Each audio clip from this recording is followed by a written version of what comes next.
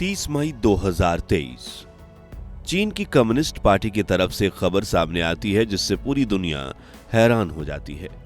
इस खबर में चीन ने दावा किया था कि वो पृथ्वी की सतह से 10 किलोमीटर गहराई तक डीप बोरहोल खोदने वाला है, और वो भी सिर्फ 457 दिनों में, जबकि दुनिया का सबसे गहरा Kola super deep borehole 12 kilometre गहरा है, यानी चीन के गड्ढे से सिर्फ 2 किलोमीटर ज्यादा गहरा। लेकिन इसे खोदने में सोवियत यूनियन को पूरे 20 साल लग गए। रूसी सरकार ने इस प्रोजेक्ट में पैसों को पानी की तरह बहाया था, मगर फिर भी इसमें इतनी ज्यादा चुनौतियां आईं कि इसे बंद करना पड़ा, जिसके बाद दुनिया के किसी भी देश ने इतना डीप बोरहोल खोदने की कोशिश तक नहीं की। लेकिन जब चीन पृथ्वी की सतह में एक नहीं बल्कि अनेक गड्ढे खोद रहा है, लेकिन चीन इस तरह के डीप बोरहोल क्यों खोदना चाहता है? क्या चीन के पड़ोसी होने के चलते भारत को इस विषय पर चिंता करने की जरूरत है? और क्या चीन इस पाताल लोक खुदाई करके कोई बेशकीमती खजाना बाहर निकालने वाला है? जानेंगे इस वीडियो में, लेकिन उससे पहले प्लीज आप वीडियो को लाइक और चैनल को सब्सक्राइब कर दीजिए। सबसे पहले बड़ा सवाल, आखिर चीन को इतना गहरा गड्ढा खोदने की जरूरत क्यों पड़ी, और वो इतनी हड़बड़ी में क्यों है? तो इसके पीछे का सबसे बड़ा कारण है चीन का एनर्जी क्राइसिस। जी हाँ, चीन में ऊर्जा खत्म हो रही है, यहाँ तक कि देश के कई ग्रामीण इलाकों में तो ब्लैक आउट तक हो चुका है, और शहरों में भी हालत इतने बुरे हैं कि रातों रात चीन के मैन्युफैक्चरिंग प्लांट बंद पड़ सकते हैं, जिससे उनकी इकोनॉमी अर्श से लेकर फर्श पर आ जाएगी। लेकिन चीन को इस समस्या का अंदाजा तब लगा जब साल 2023 और 2024 में मतभेद की वजह से ऑस्ट्रेलिया ने चीन को कुछ महीनों तक कोयला देना बंद कर दिया, और चीन अपनी एनर्जी डिमांड्स के लिए ऑस्ट्रेलिया, मलेशिया और कतर पर निर्भर रहने लगा। जब भी वहां से पेट्रोलियम प्रोडक्ट्स और कोयला लेट डिलीवर होता, तब चीन को अपने कई इलाकों में बिजली काटनी पड़ती। जी हाँ, चीन का पावर यूजेस पिछले 21 सालों में 250 गुना बढ़कर अमेरिका से भी 2 गुना हो चुका है, और इतनी एनर्जी सप्लाई करने के लिए चीन के पास अपने पर्याप्त रिसोर्सेज नहीं है। इसी वजह से उसकी एनर्जी डिमांड का 60% हिस्सा बाहरी देशों पर निर्भर है। ऐसे में जब अमेरिका और बाकी वेस्टर्न कंट्रीज के साथ चीन की कोल्ड वॉर शुरू हुई, तो उसे डर है कि अमेरिका के दबाव में आकर ये देश उसे कोयला और पेट्रोलियम प्रोडक्ट देना बंद ना कर दे। इसलिए वो अपने पूरे देश में जगह जगह गड्ढे खोदकर खुद के रिसोर्सेज खोजने की कोशिश कर रहा है। अब अगर आप सोचें कि ये 10 किलोमीटर गहरा गड्ढा चीन के एनर्जी क्राइसिस को आखिर कैसे दूर कर पाएगा, तो इसका ऊर्जा के साथ क्या कनेक्शन है? तो इस डीप बोरहोल से चीन को 3 तरह के रिसोर्सेज मिल सकते हैं, जो न सिर्फ चीन बल्कि पूरी दुनिया के लिए किसी खजाने से कम नहीं है। जिसमें पहला है ऑयल। आज सऊदी अरब के पास तेल के भंडार हैं, लेकिन फिर भी उनका सबसे गहरा कुआं सिर्फ 4000 मीटर ही गहरा है, जबकि चीन 10,000 मीटर की गहराई तक जाने वाला है।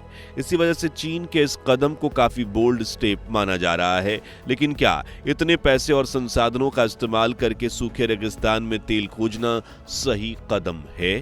जी हाँ, चीन ये डीप बोर होल अपने उत्तरी पश्चिमी राज्य सिंकियांग में स्थित टकला मकान रेगिस्तान में खोद रहा है, और इस सिंकियांग प्रांत में कई डिगिंग प्रोजेक्ट्स किए जा रहे हैं। लेकिन क्यों? तो इसे समझने के लिए हमें धरती के स्ट्रक्चर के बारे में समझना होगा। तो पृथ्वी की सतह कई भागों में डिवाइडेड है, जिसमें सबसे बाहरी परत यानी क्रस्ट की मोटाई 40 किलोमीटर से 100 किलोमीटर तक हो सकती है।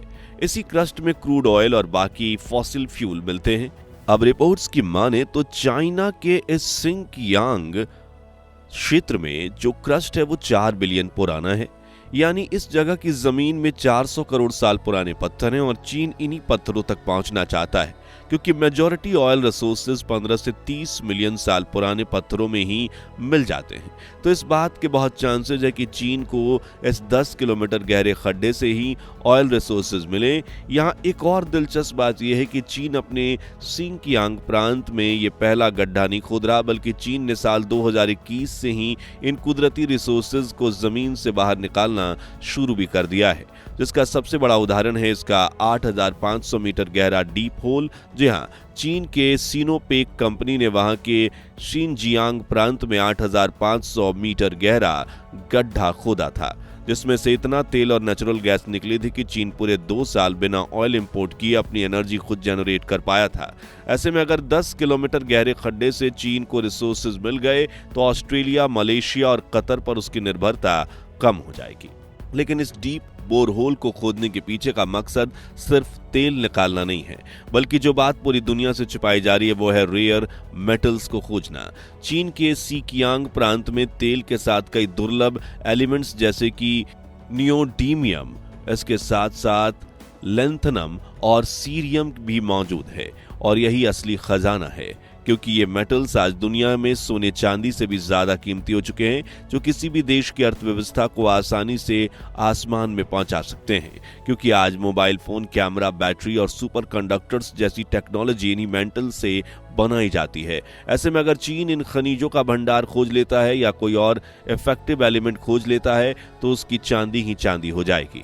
वहीं तीसरा रिसोर्स पानी है। शायद आप में से काफी कम लोग जानते होंगे कि चीन एनर्जी क्राइसिस के साथ साथ एक भयंकर वाटर क्राइसिस से भी जूझ रहा है।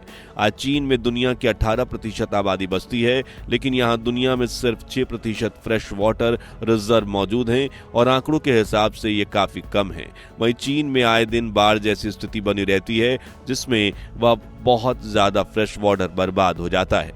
ऐसे में जिस तरह हम खेत में 300 से 1000 फीट गहरे कुएं खोदकर ग्राउंड वाटर निकालते हैं, ठीक वैसे ही चीन तो 33,000 फीट गहरा गड्ढा खोद रहा है, जिसमें ड्रिलिंग प्रोसेस के दौरान करोड़ों लीटर पानी निकालने की संभावना है, वो भी पीने लायक मीठा पानी, जो रूस के कोला सुपर डीप बोरहोल की खुदाई के दौरान भी निकला था।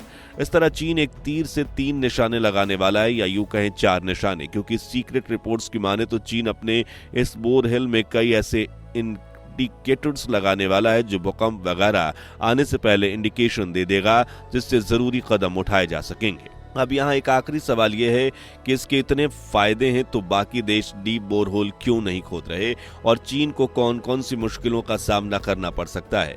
तो आपको बता दें कि चीन के अलावा रूस, अमेरिका और जर्मनी पहले ही गहरे खड्डे खोद चुके हैं, और इस दौरान आने वाली चुनौतियों को समझने के लिए हमें दुनिया के सबसे गहरे कोला सुपर डीप बोरहोल की खुदाई के दौरान आई प्रॉब्लम्स को समझना होगा, जिसे खोदने में 20 साल लग गए थे। दरअसल कोला बोरहोल खोदने के दौरान वैज्ञानिक जब 12 किलोमीटर की गहराई तक पहुंचे तो उन्होंने पाया कि वहां का तापमान 180 डिग्री है, लेकिन उनकी कैलकुलेशंस के हिसाब से यह तापमान 100 डिग्री होना चाहिए था। इसी वजह से रोटेशन कर रहा उनका ड्रिल का तापमान 800 डिग्री तक पहुंच जा रहा था, जो जलकर टूट जा रही थी। वहीं इतने टेम्परेचर और प्रेशर के कारण बेसाल्ट चट्टानें प्लास्टिक की तरह बर्ताव करने लगीं, जिससे उनमें ड्रिलिंग करना लगभग नामुमकिन हो गया। इसलिए अगस्त 1994 में इस प्रोजेक्ट को रोक दिया गया। लेकिन अब चीन की मशीन उस दौर की रूसी मशीन से ज्यादा ताकतवर और एडवांस है। जैसे कि जहां रूसी ड्रिल 180 डिग्री सेल्सियस तक के तापमान को सहन नहीं कर सकती थी, वहीं चीनी मशीनें 200 डिग्री तक के टेम्परेचर को आसानी से झेल सकती हैं।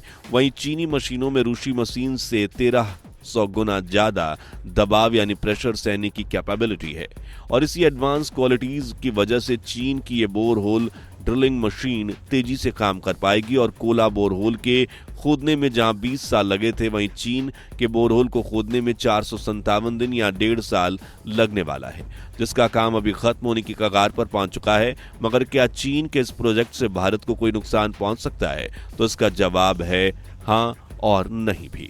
अब नहीं इसलिए क्योंकि चीन इसे अपने क्षेत्र में कर रहा है और गड्ढा खोदने से कुछ ज्यादा नुकसान नहीं होगा। वहीं हाँ इसलिए क्योंकि इस प्रोजेक्ट के सफल होने के बाद अगर चीन की गड्ढों की लगी लगा देता है तो इससे धरती के क्रस्ट का बैलेंस बिगड़ सकता है, जिससे भूकंप वगैरह आ सकते हैं, और चीन हमारे बिल्कुल पास है, यानी उन भूकंपों से भारत को भी नुकसान पहुंच सकता है। वहीं कुछ एक्सपर्ट्स बताते हैं कि चीन डीप अर्थ न्यूक्लियर बम भी बना रहा है, जिन्हें वो ऐसे गड्ढे बनाकर उनमें फिट कर सकता है, इसलिए चीन पर भरोसा तो नहीं किया जा सकता।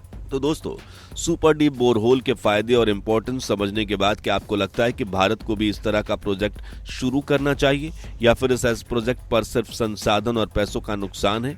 इस बारे में अपनी राय कमेंट्स में बताइए, और ये वीडियो पसंद आई हो तो इसे लाइक शेयर जरूर कीजिए, और ऐसे ही दिलचस्प वीडियोस के लिए हमारे चैनल को सब्सक्राइब करके पास वाली घंटी बजाना मत भूलिएगा। धन्यवाद।